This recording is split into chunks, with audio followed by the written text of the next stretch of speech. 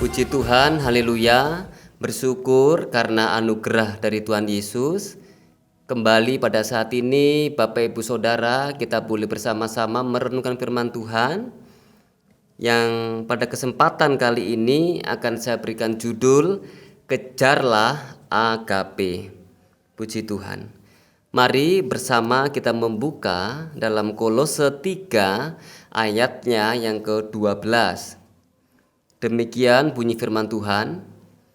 Karena itu, sebagai orang-orang pilihan Allah yang dikuduskan dan dikasihinya, kenakanlah belas kasihan, kemurahan, kerendahan hati, kelemah lembutan, dan kesabaran.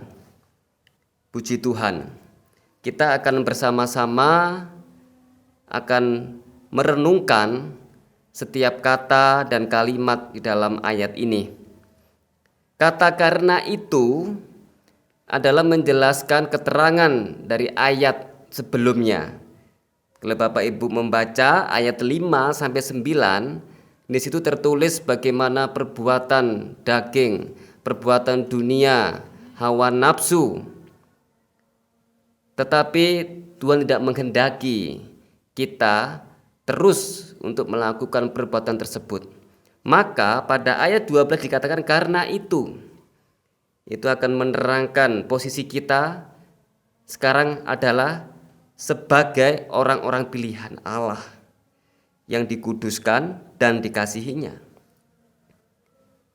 Itulah status kita sekarang, adalah orang-orang pilihan yang sudah dikuduskan. Bapak Ibu Saudara adalah orang-orang yang sudah dipilih, sudah dikuduskan oleh Tuhan dan dikasihi Tuhan. Kalau kita adalah orang-orang pilihan, bukankah berarti ada orang-orang lain yang bukan pilihan? Apa artinya ini? Mari kita terus membahas ayat ini. Bagaimana Allah yang suci, Allah yang kudus, Allah yang sempurna, Allah yang benar itu memilih kita, orang-orang yang kita sadari kita juga banyak kekurangannya sana sini.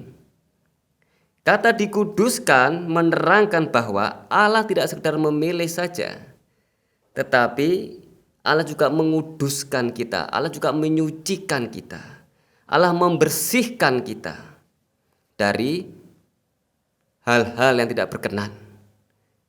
Dan kita yang sudah dikuduskan ini dikasihi Allah. Allah sedang mempersiapkan kita untuk melakukan pekerjaan-pekerjaan Allah yang kudus itu. Dan pekerjaan Allah itu adalah pekerjaan yang kudus. Dan orang-orang yang mengerjakannya pun harus dikuduskan oleh Allah. Haleluya. Yohanes 15 ayat 16 dikatakan di sana, bukan kamu yang memilih aku, tapi akulah yang memilih kamu. Dan pada kalimat berikutnya dikatakan, kenakanlah belas kasihan, kemurahan, kerendahan hati, kelemah lembutan, dan kesabaran. Kita tahu bahwa karakter-karakter ini adalah karakter-karakter ilahi, karakter yang Allah sudah teladankan sendiri ketika dia di dunia. Kerendahan hati adalah karakter di mana kita harus bisa merendahkan hati kita meskipun orang yang kita hadapi itu berbuat jahat kepada kita. Kelemah lembutan terhadap orang-orang yang telah membangkitkan kemarahan kita dengan cara apapun, menyakiti kita. Kita bisa menahan diri, tidak terseret ke dalam sikap yang tidak pantas karena kita dihina atau kita diabaikan. Tetapi kita justru harus bijaksana membungkam amarah kita sendiri dan sabar menanggung amarah orang tersebut. Kesabaran, secara sukarela kita tidak membalas terhadap orang-orang yang terus mengusik kita. Banyak orang mampu bersabar untuk sementara, tetapi tidak tahan jika harus berlama-lama kita harus bersabar. Namun kita harus terus panjang sabar ketika kita disakiti oleh manusia ataupun ketika Tuhan menegur kita. Jika Allah saja panjang sabar terhadap kita, sekalipun kita membangkitkan amarahnya begitu rupa, maka kita pun harus bersabar terhadap orang lain dalam hal-hal serupa. Dan dalam Kolose 3 ayat 14, di sana dikatakan, dan di atas semuanya itu. Apakah semuanya itu? Kelima karakter yang di atas tadi. Belas kasihan, kemurahan, kerendahan hati, kelemah lembutan, kesabaran, ya. Dan di atas semuanya itu kenakanlah kasih sebagai pengikat yang mempersatukan dan menyempurnakan. Kasih di dalam Kolose 3:14 ini adalah kasih agape, Bapak Ibu Saudara. Kasih yang tanpa syarat.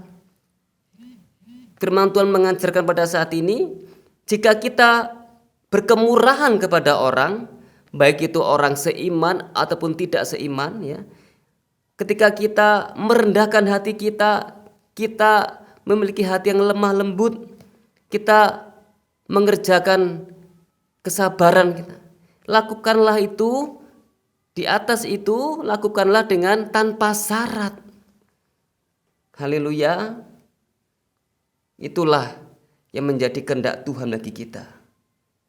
Dan firman Tuhan memberikan kita dorongan bahwa kita bisa mengerjakan itu karena Allah pun memerintahkan Petrus juga agar mengasihi, ya, dengan tanpa syarat ketika Tuhan mengatakan 3 kali. Dan ketika kita diutus untuk mengasihi musuh kita pun adalah dengan kasih agape, Bapak Ibu Saudara. Nah, inilah kehendak Tuhan. Mari kita mengejar kasih ini. Kesimpulan dalam 1 Korintus 14 ayat yang ke-1, saya hanya mengambil 2 kata dalam ayat ini. Kejarlah kasih. Kasih di sini kasih agape. Kalau ada kata kejarlah, berarti kita ada tenaga, ada upaya, ada daya, ada kekuatan yang sedang kita keluarkan, kita perjuangkan, kita mengejar kasih agape ini. Kalau kita mengejar, pasti tekad kita adalah kita sampai pada tujuan. Kita mengejar itu, kita mendapatkan ada kasih agape yang ada dalam hidup kita. Mari bersama-sama saat ini kita berdoa. Bapak Ibu Saudara, mari kita bersepakat agar kasih agape ini yang hanya bisa Roh Kudus berikan kepada kita, itu Tuhan nyatakan. Mari kita berdoa. Bapa, kami bersyukur, kami adalah umat yang sudah dipilih, dikuduskan dan dikasihi.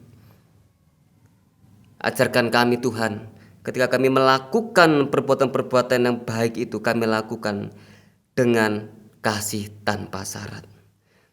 Kami saat ini mengangkat tangan kami mengundang Roh Kudus untuk menolong, membimbing kami, menuntun kami, sehingga apa yang kami rindukan, yaitu kasih agape ini, boleh kami lakukan, kami terapkan dalam kehidupan kami. Terima kasih Bapa, berkati sidang jemaat-Mu, berkati kami semua, segala pergumulan kami. Di dalam nama Tuhan Yesus kami berdoa dan bersyukur. Amin.